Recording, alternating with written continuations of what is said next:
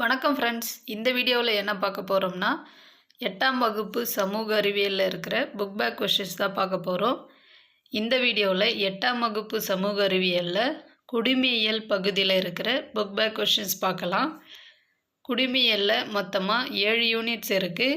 மாநில அரசு எவ்வாறு செயல்படுகிறது, குடிமக்களும் குடியுரிமையும், சமய சார்பின்மையை புரிந்து கொள்ளுதல், மனித உரிமைகளும் ஐக்கிய நாடுகள் சபையும், சாலை பாதுகாப்பு விதிகள் மற்றும் நெறிமுறைகள், பாதுகாப்பு மற்றும் வெளியுறவு கொள்கை, நீதித்துறை. இந்த 7 யூனிட்டில் நாம் இந்த வீடியோவில் முதல் 4 யூனிட்டோட புக் பேக் கொஸ்டின்ஸ் பார்க்கலாம். முதல் பாடம் மாநில அரசு எவ்வாறு செயல்படுகிறது. இந்த பாடத்தோட புக் பேக் கொஸ்டின்ஸ் பார்க்கலாம். முதல் கேள்வி, ஒரு மாநிலத்தின் ஆளுநர் யாரால் நியமிக்கப்படுகிறார்? ஆன்சர், குடியரசுத் தலைவர். மாநிலத்தின் ஆளுநரை நியமிப்பவர் குடியரசுத் தலைவர். அடுத்தது, மாநில அமைச்சரவை குழுவின் தலைவர் முதலமைச்சர். அமைச்சரவை குழுவின் தலைவர் முதலமைச்சர். அடுத்தது, மாநில சட்டமன்ற கூட்டத்தை கூட்டவும் ஒத்திவைக்கவும் அதிகாரம் பெற்றவர் ஆளுநர். சட்டமன்ற கூட்டத்தை கூட்டவும் ஒத்திவைக்கவும் அதிகாரம் பெற்றவர் யார்னா ஆளுநர். அடுத்தது, உயர்நீதிமன்ற நீதிபதிகளை நியமிப்பதில் பங்கு பெறாதவர் முதலமைச்சர். உயர்நீதிமன்ற நீதிபதிகளை நியமிப்பதில் பங்கு பெறாதவர் யார்னா முதலமைச்சர். பங்கு பெறுபவர்கள் ஆளுநர், உயர்நீதிமன்ற தலைமை நீதிபதி, குடியரசுத் தலைவர். அடுத்தது, உயர்நீதிமன்ற நீதிபதிகளின் ஓய்வு பெறும் வயது 62 வயது. உயர்நீதிமன்ற நீதிபதிகளின் ஓய்வு பெறும் வயது 62 வயது. அடுத்தது, இந்தியாவில் உள்ள மொத்த மாநிலங்களின் எண்ணிக்கை 28 மாநிலங்கள். இந்தியாவில் மொத்தமாக 28 மாநிலங்கள் உள்ளது. அடுத்தது, ஆளுநரின் பதவிக்காலம் 5 ஆண்டுகள். ஆளுநரின் பதவிக்காலம் 5 ஆண்டுகள். அடுத்தது, மாவட்ட நீதிபதிகள் யாரால் நியமிக்கப்படுகின்றனர்னா ஆளுநர். மாவட்ட நீதிபதிகளை நியமிப்பவர் ஆளுநர். அடுத்தது, ஆளுநர் ஒரு மாநிலத்தின் டேஷ் ஆவார். ஆளுநர் என்பவர் ஒரு மாநிலத்தின் தலைவர். ஆளுநர் ஒரு மாநிலத்தின் தலைவர் ஆவார். அடுத்தது, ஒருவர் சட்டப்பேரவை உறுப்பினராக டேஷ் வயது நிறைவடைந்திருக்க வேண்டும். சட்டப்பேரவை உறுப்பினராக 25 வயது நிறைவடைந்திருக்க வேண்டும். ஒருவர் சட்டப்பேரவை உறுப்பினராக 25 வயது நிறைவடைந்திருக்க வேண்டும். அடுத்தது, ஆளுநர் என்பவர் பெயரளவு தலைவர். முதலமைச்சர் உண்மையான தலைவர். சட்டப்பேரவை என்பது கீழவை, சட்டமன்ற மேலவை என்பது மேலவை. ஆளுநர் பெயரளவு தலைவர், முதலமைச்சர் உண்மையான தலைவர், சட்டமன்ற பேரவை என்பது கீழவை, சட்டமன்ற மேலவை என்பது மேலவை. அடுத்தது, சரியா தவறா என குறிப்பிடுக. முதலமைச்சர் மாநிலத்தின் தலைமை நிர்வாகி ஆவார் என்பது தவறு. ஆளுநர் தான் மாநிலத்தின் தலைமை நிர்வாகி. அடுத்தது, ஆளுநர் சட்டமன்றத்திற்கு 2 ஆங்கிலோ இந்திய உறுப்பினர்களை நியமிக்கிறார் என்பது தவறு. ஆளுநர் சட்டமன்றத்திற்கு 1 ஆங்கிலோ இந்திய உறுப்பினரை நியமிக்கிறார். அடுத்தது, உயர்நீதிமன்ற நீதிபதிகளின் எண்ணிக்கை நிலையாகவும் ஒரே மாதிரியாகவும் இருப்பதில்லை என்பது சரி. அடுத்தது, சரியான கூற்றை தேர்ந்தெடு. மாநில சட்டமன்ற உறுப்பினர்கள் கீழ்க்கண்டவர்களுள் யாரை தேர்ந்தெடுப்பதில் பங்கு பெறுகின்றனர்? ஆன்சர், 1, 3 மற்றும் 4 சரி. மாநில சட்டமன்ற உறுப்பினர்கள் யாரை தேர்ந்தெடுப்பதில் பங்கு பெறுகின்றனர்னா குடியரசுத் தலைவர், ராஜ்யசபை உறுப்பினர்கள், சட்டமன்ற மேலவை உறுப்பினர்கள். ஆன்சர், 1, 3 மற்றும் 4 சரி. குடியரசுத் தலைவர், ராஜ்யசபை உறுப்பினர்கள், சட்டமன்ற மேலவை உறுப்பினர்களை தேர்ந்தெடுப்பதில் சட்டமன்ற உறுப்பினர்கள் பங்கு பெறுகின்றனர். அவ்வளோதான் ஃப்ரெண்ட்ஸ். ஃபஸ்ட் யூனிட்டோட புக் பேக் கொஸ்டின்ஸ் முடிஞ்சுது. செகண்ட் யூனிட் பார்க்கலாம். செகண்ட் யூனிட் குடிமக்களும் குடியுரிமையும். குடிமக்களும் குடியுரிமையும். இந்த யூனிட்டோட புக் பேக் கொஸ்டின்ஸ் பார்க்கலாம். முதல் கேள்வி, கீழ்கண்டவைகளில் எந்த ஒன்று இந்திய குடியுரிமை பெறும் வழிமுறை அல்ல? ஆன்சர், சொத்துரிமை பெறுவதன் மூலம் என்பது இந்திய குடியுரிமையை பெறும் வழிமுறை அல்ல. அடுத்தது, அரசியலமைப்பு சட்டத்தின் எந்த பகுதி மற்றும் பிரிவுகள் குடியுரிமையை பற்றி குறிப்பிடுகின்றன? ஆன்சர், பகுதி 2 பிரிவு 5 முதல் 11 வரை. அரசியலமைப்பு சட்டத்தின் பகுதி 2 பிரிவு 5 முதல் 11 வரை குடியுரிமையை பற்றி குறிப்பிடுகிறது. அடுத்தது, இந்தியாவின் முதல் குடிமகன் குடியரசுத் தலைவர். இந்தியாவின் முதல் குடிமகன் என்பவர் குடியரசுத் தலைவர். அடுத்தது, ஒரு நாட்டின் டேஷ் அந்நாடு வழங்கும் குடியியல் மற்றும் அரசியல் உரிமைகளை பெற தகுதியுடையவர் ஆவர். ஆன்சர், குடிமகன் அல்லது குடிமக்கள். ஒரு நாட்டின் குடிமக்கள் அந்நாடு வழங்கும் குடியியல் மற்றும் அரசியல் உரிமைகளை பெற தகுதியுடையவர் ஆவர். அடுத்தது, இந்திய அரசியலமைப்பு சட்டம் டேஷ் குடியுரிமையை மட்டும் வழங்குகிறது. ஆன்சர், ஒற்றை குடியுரிமை. இந்திய அரசியலமைப்பு சட்டம் ஒற்றை குடியுரிமையை மட்டும் வழங்குகிறது. அடுத்தது, இந்திய கடவுச்சீட்டை பெற்று வெளிநாட்டில் வாழும் இந்திய குடிமகன் டேஷ் என அழைக்கப்படுகிறார். ஆன்சர், வெளிநாடு வாழ் இந்தியர். வெளிநாடு வாழ் இந்தியர்களை என்ஆர்ஐன்னு சொல்லுவாங்க. என்ஆர்ஐனா நான் ரெசிடென்ட் இந்தியன்.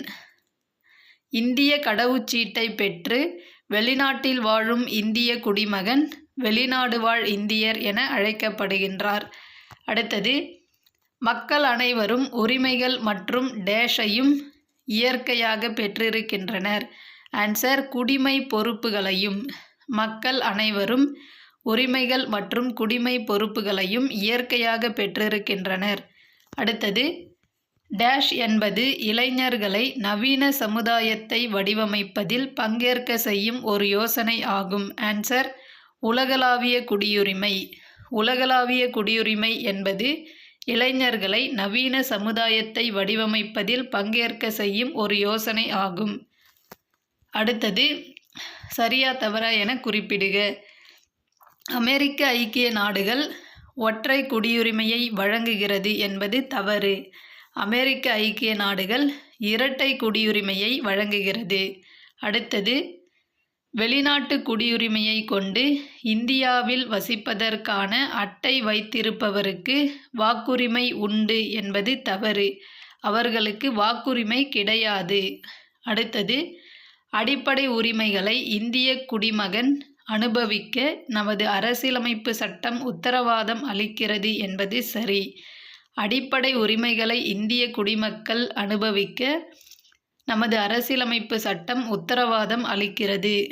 அடுத்தது, நாட்டுரிமையை மாற்ற இயலும், ஆனால் குடியுரிமையை மாற்ற இயலாது என்பது தவறு. நாட்டுரிமையை மாற்ற இயலாது, ஆனால் குடியுரிமையை மாற்ற இயலும்.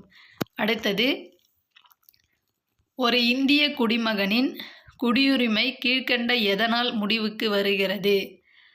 ஒருவர் வேறு நாட்டு குடியுரிமையை பெறும்போது என்பது சரி. ஒருவர் வேறு நாட்டு குடியுரிமையை பெறும்போது இந்திய குடியுரிமை முடிவுக்கு வருகிறது. அடுத்தது, பதிவு செய்வதன் மூலம் என்பது தவறு. அடுத்தது, தவறான மோசடி வழிகளில் ஒருவர் குடியுரிமை பெற்றார் என்று அரசு கருதும்போது என்பது சரி. தவறான மோசடி வழிகளில் ஒருவர் குடியுரிமை பெற்றார் என்று அரசு கருதும்போது இந்திய குடியுரிமை முடிவுக்கு வருகிறது. அடுத்தது, போரின் போது எதிரி நாட்டிடம் இந்திய குடிமகன் வணிகம் செய்யும் போது என்பது தவறு. ஆன்சர், 1 மற்றும் 3 சரி. 1 மற்றும் 3 சரி. அடுத்தது, கூற்று. 1962ஆம் ஆண்டு பாண்டிச்சேரி இந்திய யூனியனுடன் இணைந்தது. அங்கு வாழ்ந்த மக்கள் இந்திய குடிமக்களாயினர். காரணம், 1955 இந்திய குடியுரிமை சட்டத்தின்படி பிரதேசங்களை இணைத்தல் என்பதன் அடிப்படையில் அவர்கள் இந்திய குடிமக்களாயினர். ஆன்சர், காரணம் கூற்றிற்கான சரியான விளக்கம்.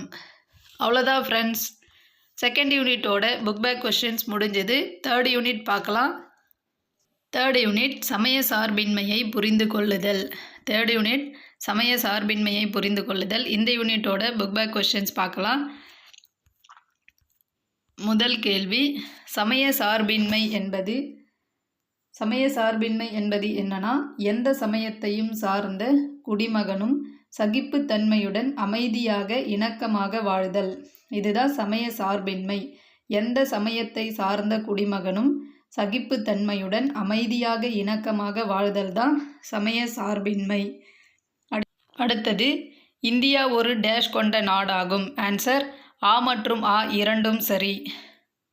பல்வேறு சமய நம்பிக்கை, பல்வேறு பண்பாட்டு நம்பிக்கை. இந்தியா பல்வேறு சமய நம்பிக்கைகளையும் பல்வேறு பண்பாட்டு நம்பிக்கைகளையும் கொண்ட நாடாகும். அடுத்தது,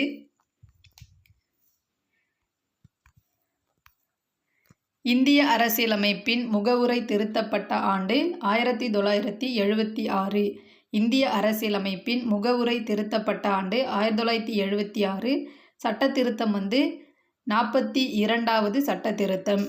அடுத்தது, பின்வருவனவற்றுள் எது இந்தியாவை சமய சார்பற்ற நாடாக விவரிக்கிறது? ஆன்சர், அரசியலமைப்பின் முகவுரை. அரசியலமைப்பின் முகவுரை தான் இந்தியாவை சமய சார்பற்ற நாடாக விவரிக்கிறது.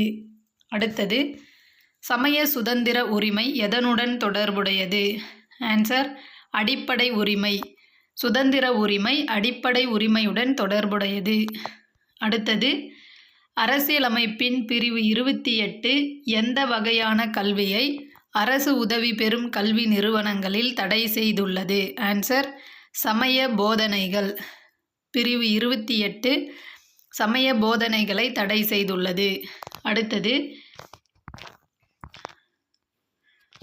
ஒரு நாடு சமய சார்பற்ற நாடாக எப்போது கருதப்படும் எனில் அது? ஆன்சர், ஒரு குறிப்பிட்ட சமயத்திற்கு முக்கியத்துவம் அளிக்காமல் இருத்தல். ஒரு குறிப்பிட்ட சமயத்திற்கு முக்கியத்துவம் அளிக்காமல் இருந்தால் அது சமய சார்பற்ற நாடாக கருதப்படும். அடுத்தது, கோடிட்ட இடங்களை நிரப்புக. சமயம் நமக்கு டேஷை போதிக்கவில்லை. ஆன்சர், பகைமையை. சமயம் நமக்கு பகைமையை போதிக்கவில்லை. அடுத்தது, சமய சார்பின்மை ஜனநாயகத்தின் ஒரு பகுதி. அது டேஷ் அளிக்கிறது. ஆன்சர், சம உரிமை. சமய சார்பின்மை ஜனநாயகத்தின் ஒரு பகுதி. அது சம உரிமை அளிக்கிறது. அடுத்தது, டேஷ் என்பது கடவுள் மற்றும் கடவுள்கள் மீது நம்பிக்கையற்றிருப்பதாகும். ஆன்சர், நாத்திகம். நாத்திகம் என்பது கடவுள் மற்றும் கடவுள்கள் மீது நம்பிக்கை அற்று இருப்பதாகும். அடுத்தது, நமது அரசியலமைப்பின் அடிப்படை நோக்கம் டேஷ் மற்றும் டேஷ் ஊக்குவிப்பதாகும். ஆன்சர், அமைதி மற்றும் நல்லிணக்கம். நமது அரசியலமைப்பின் அடிப்படை நோக்கம் அமைதி மற்றும் நல்லிணக்கத்தை ஊக்குவிப்பதாகும். அடுத்தது, பிரிவு 15 சமயம், சாதி, பாலினம் அல்லது பிறப்பிடம் ஆகியவற்றின் அடிப்படையில் பாகுபாடு காட்டுவதை தடை செய்கிறது. பிரிவு 15 சமயம், சாதி, பாலினம் அல்லது பிறப்பிடம் ஆகியவற்றின் அடிப்படையில் பாகுபாடு காட்டுவதை தடை செய்கிறது. அடுத்தது, பொறுத்துக.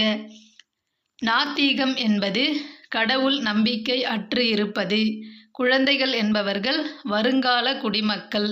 தீனிலாஹி என்பது தெய்வீக நம்பிக்கை.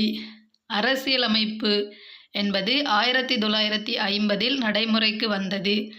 ஹோல்யோக் என்பவர் செக்குலாரிசம் என்ற பதத்தை உருவாக்கியவர். ராஜாராம் மோகன் ராய் சமூக சீர்திருத்தவாதி. நாத்திகம் கடவுள் நம்பிக்கை அற்று இருப்பது. குழந்தைகள் வருங்கால குடிமக்கள். தீனிலாஹி என்பது அக்பரின் தெய்வீக நம்பிக்கை. அரசியலமைப்பு 1950 நடைமுறைக்கு வந்தது. ஹோல்யோக் செக்குலாரிசம் என்ற பதத்தை உருவாக்கியவர். ராஜாராம் மோகன் ராய் சமூக சீர்திருத்தவாதி. அடுத்தது, சரியா தவறா என குறிப்பிடுக. இந்திய நாட்டிற்கென ஒரு சமயம் உள்ளது என்பது தவறு. இந்திய நாட்டிற்கென ஒரு சமயம் கிடையாது. அடுத்தது, சமய சார்பின்மை என்ற சொல் கிரேக்க மொழியிலிருந்து பெறப்பட்டுள்ளது என்பது தவறு. சமய சார்பின்மை என்ற சொல் லத்தீன் மொழியிலிருந்து பெறப்பட்டது. அடுத்தது, மொகலாய பேரரசர் அக்பர் சமய சகிப்புத்தன்மை கொள்கையை பின்பற்றினார் என்பது சரி. அடுத்தது, சமண சமயம் சீனாவில் தோன்றியது என்பது தவறு. சமண சமயம் இந்தியாவில் தோன்றியது.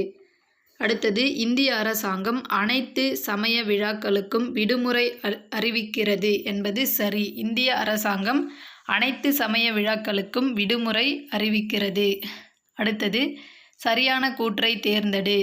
இந்தியா போன்ற சமய பன்முகத்தன்மை கொண்ட சமூகத்திற்கு சமய சார்பின்மை விலைமதிப்பற்ற ஒன்றாகும் என்பது சரி. இந்தியா போன்ற சமய பன்முகத்தன்மை கொண்ட சமூகத்திற்கு சமய சார்பின்மை விலைமதிப்பற்ற ஒன்றாகும். அடுத்தது சமய சார்பற்ற என்ற சொல்லானது 1950ஆம் ஆண்டு ஏற்றுக்கொள்ளப்பட்ட நமது அரசியலமைப்பில் குறிப்பிடப்படவில்லை என்பது சரி. அடுத்தது அரசியலமைப்பு பிரிவு 26 ஒரு குறிப்பிட்ட சமயத்திற்காக வரி செலுத்துவதற்கு ஊக்கமளிக்கிறது என்பது தவறு. பிரிவு 26 இல்லை 27. அடுத்தது அக்பரின் கல்லறை ஆக்ராவிற்கு அருகிலுள்ள சிக்கந்தராவில் உள்ளது என்பது சரி. ஆன்சர் 1, 2, 4 மட்டும் சரி. 1, 2, 4 மட்டும் சரி. அடுத்தது கூற்று ஒரு வெளிநாட்டவர் இந்தியாவில் தனது சமயத்தை பின்பற்றலாம். காரணம் அரசியலமைப்பில் உறுதியளிக்கப்பட்டுள்ள சமய சுதந்திரம் இந்தியர்களுக்கு மட்டுமல்லாமல் வெளிநாட்டவருக்கும் உண்டு. ஆன்சர் கூற்று காரணம் இரண்டும் சரி. காரணம் கூற்றை விளக்குகிறது. ஒரு வெளிநாட்டவர் இந்தியாவில் தனது சமயத்தை பின்பற்றலாம். காரணம் அரசியலமைப்பில் உறுதியளிக்கப்பட்டுள்ள சமய சுதந்திரம் இந்தியர்களுக்கு மட்டுமல்லாமல் வெளிநாட்டவருக்கும் உண்டு. கூற்று காரணம் இரண்டும் சரி. காரணம் கூற்றை விளக்குகிறது. அடுத்தது இந்தியாவில் சமய சார்பின்மை என்ற கொள்கை மிக்க மதிப்புள்ளதாகும். காரணம் இந்தியா பல்வேறு சமயம் மற்றும் பன்முக கலாச்சாரம் கொண்ட நாடாகும். ஆன்சர் கூற்று சரி. காரணம் கூற்றை விளக்குகிறது. கூற்று இந்தியாவில் சமய சார்பின்மை என்ற கொள்கை மிக்க மதிப்புள்ளதாகும். காரணம் இந்தியா பல்வேறு சமயம் மற்றும் பன்முக கலாச்சாரம் கொண்ட நாடாகும். கூற்று சரி. காரணம் கூற்றை விளக்குகிறது. அடுத்தது தவறான இணையை தேர்க. தீன் இலாஹி ஒரு புத்தகம் என்பது தவறு. தீன் இலாஹி என்பது அக்பரின் தெய்வீக நம்பிக்கை. கஜுராஹோ இந்து கோவில் என்பது சரி.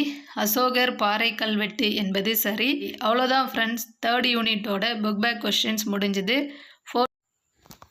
4th யூனிட் மனித உரிமைகளும் ஐக்கிய நாடுகள் சபையும். இந்த யூனிட்டோட புக் பேக் கொஸ்டின்ஸ் பார்க்கலாம். முதல் கேள்வி, 2ஆம் உலகப் போருக்கு பின்னர் டேஷ் மனித உரிமைகளை பாதுகாக்க பல நடவடிக்கைகளை எடுத்தது. ஆன்சர் ஐநா சபை. 2ஆம் உலகப் போருக்கு பின்னர் ஐநா சபை மனித உரிமைகளை பாதுகாக்க பல நடவடிக்கைகளை எடுத்துள்ளது. அடுத்தது 1995ஆம் ஆண்டில் உலகம் முழுவதிலும் இருந்து பெண்கள் டேஷில் கூடினர். Answer Beijing. 1995ஆம் ஆண்டில் உலகம் முழுவதிலும் இருந்து பெண்கள் பெய்ஜிங்கில் கூடினர். அடுத்தது தேசிய மனித உரிமைகள் ஆணையம் நிறுவப்பட்ட ஆண்டு 1993. தேசிய மனித உரிமைகள் ஆணையம் நிறுவப்பட்ட ஆண்டு 1993. அடுத்தது ஐநா சபை 1979ஆம் ஆண்டை டேஷ் சர்வதேச ஆண்டாக அறிவித்தது. ஆன்சர் குழந்தைகள். ஐநா சபை 1979ஆம் ஆண்டை குழந்தைகளுக்கான சர்வதேச ஆண்டாக அறிவித்தது. அடுத்தது உலக மனித உரிமைகள் தினமாக அனுசரிக்கப்படும் நாள் அக்டோபர் 10. உலக மனித உரிமைகள் தினம் அக்டோபர் 10. அடுத்தது மனித உரிமைகளின் நவீன சர்வதேச மகாசாசனம் என அழைக்கப்படுவது மனித உரிமைகளுக்கான உலகளாவிய அறிவிப்பு. ஆன்சர் மனித உரிமைகளுக்கான உலகளாவிய அறிவிப்பு. மனித உரிமைகளின் நவீன சர்வதேச மகாசாசனம் என அழைக்கப்படுவது மனித உரிமைகளுக்கான உலகளாவிய அறிவிப்பு. அடுத்தது தேசிய மனித உரிமைகள் ஆணையத்தின் தலைவராக நியமிக்கப்படுபவர் யார்னா ஓய்வு பெற்ற உச்ச நீதிமன்றத்தின் தலைமை நீதிபதி. ஓய்வு பெற்ற உச்ச நீதிமன்றத்தின் தலைமை நீதிபதி தான் தேசிய மனித உரிமைகள் ஆணையத்தின் தலைவராக நியமிக்கப்படுகிறார். அடுத்தது உலக மனித உரிமைகள் அறிவிப்பில் உள்ள சட்டப்பிரிவுகளின் எண்ணிக்கை 30. ஆன்சர் 30. உலக மனித உரிமைகள் அறிவிப்பில் உள்ள சட்டப்பிரிவுகளின் எண்ணிக்கை 30. அடுத்தது, தேசிய மனித உரிமைகள் ஆணைய தலைவரின் பதவிக்காலம். ஆன்சர் 5 ஆண்டுகள் அல்லது 70 வயது வரை. தேசிய மனித உரிமைகள் ஆணைய தலைவரின் பதவிக்காலம் 5 ஆண்டுகள் அல்லது 70 வயது வரை. அடுத்தது, தேசிய மனித உரிமைகள் ஆணைய தலைமையகம் அமைந்துள்ள இடம் புதுடெல்லி. தேசிய மனித உரிமைகள் ஆணையத்தின் தலைமையகம் புதுடெல்லியில் அமைந்துள்ளது. அடுத்தது, ஒவ்வொரு தனி மனிதனும் கண்ணியமாக வாழ்க்கை வாழ டேஷ் உண்டு. ஆன்சர் உரிமை. ஒவ்வொரு தனி மனிதனும் கண்ணியமான வாழ்க்கை வாழ உரிமை உண்டு. அடுத்தது, மனித உரிமைகள் என்பது டேஷ் உரிமையாகும். ஆன்சர் அடிப்படை. மனித உரிமைகள் என்பது அடிப்படை உரிமைகள். அடுத்தது, மாநில மனித உரிமைகள் ஆணையம் அமைக்கப்பட்ட ஆண்டு ஏப்ரல் 17, 1997. மாநில மனித உரிமைகள் ஆணையம் அமைக்கப்பட்டது ஏப்ரல் 17, 1997. அடுத்தது, இந்திய அரசியலமைப்பின் 24வது சட்டப்பிரிவு டேஷை தடை செய்கிறது. ஆன்சர் குழந்தை தொழிலாளர் முறை. இந்திய அரசியலமைப்பின் 24வது சட்டப்பிரிவு குழந்தை தொழிலாளர் முறையை தடை செய்கிறது. அடுத்தது, ஐக்கிய நாடுகள் சபை நிறுவப்பட்ட ஆண்டு அக்டோபர் 24, 1945. ஐநா சபை நிறுவப்பட்ட ஆண்டு அக்டோபர் 24, 1945. அடுத்தது, பொறுத்துக. Eleanor Roosevelt. எலினார் ரூஸ்வெல்ட் என்பவர் மனித உரிமைகளுக்கான ஆணையம் உருவாக காரணமாக இருந்தவர். எலினார் ரூஸ்வெல்ட் மனித உரிமைகளுக்கான ஆணையம் உருவாக காரணமாக இருந்தவர். அடுத்தது, சைரஸ் சிலிண்டர். சைரஸ் சிலிண்டர் என்பது உலகின் முதல் மனித உரிமைகள் சாசனம். உலகின் முதல் மனித உரிமைகள் சாசனம் என அழைக்கப்படுவது சைரஸ் சிலிண்டர்.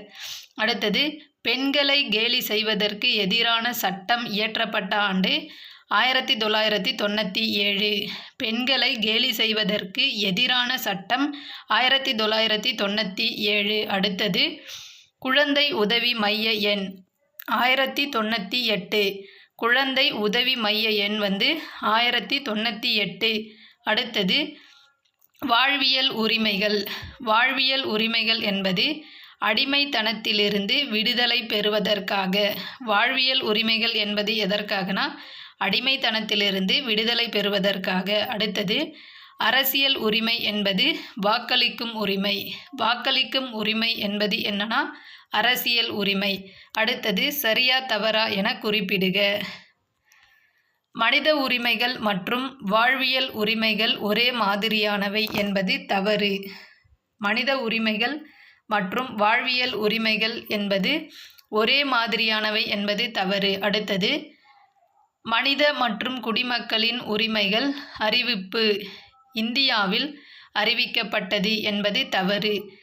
பிரான்சில் 1789 அறிவிக்கப்பட்டது. மனித மற்றும் குடிமகனின் உரிமைகள் அறிவிப்பு பிரான்சில் 1789 அறிவிக்கப்பட்டது. அடுத்தது, 1993 ஆண்டு மனித உரிமை சட்டம் தேசிய மனித உரிமைகள் ஆணையம் உருவாக வழிவகுத்தது என்பது சரி.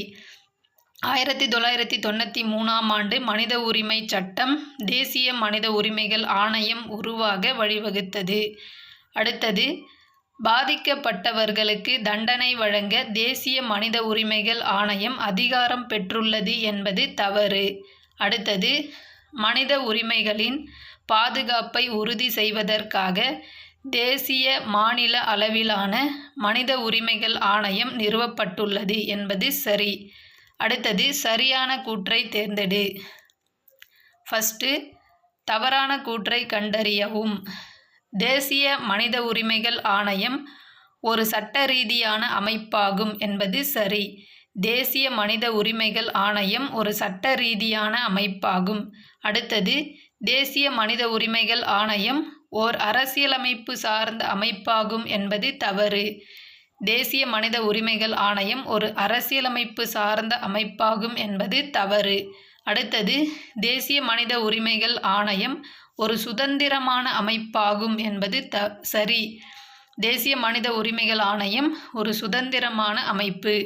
அடுத்தது, தேசிய மனித உரிமைகள் ஆணையம் ஒரு பலதரப்பு நிறுவனங்களை கொண்டதாகும் என்பது சரி. அடுத்தது, தேசிய மனித உரிமைகள் ஆணையம் குறித்து பின்வரும் எந்த கூற்று சரியானது அல்ல? பின்வரும் எந்த கூற்று சரியானது அல்லன்னு கேட்டிருக்காங்க. இது 1993 நிறுவப்பட்டது என்பது சரி. மனித உரிமை மீறல் வழக்குகளில் குற்றவாளியை தண்டிக்க ஆணையத்திற்கு எந்த உரிமையும் இல்லை என்பதும் சரி. இந்த ஆணையத்தின் தலைவரும் உறுப்பினர்களும் இந்திய உச்ச நீதிமன்றத்தால் நியமிக்கப்படுகிறார்கள் என்பது தவறு. ஆணையத்தின் தலைவரையும் உறுப்பினர்களையும் குடியரசுத் தலைவர் நியமிக்கிறார்.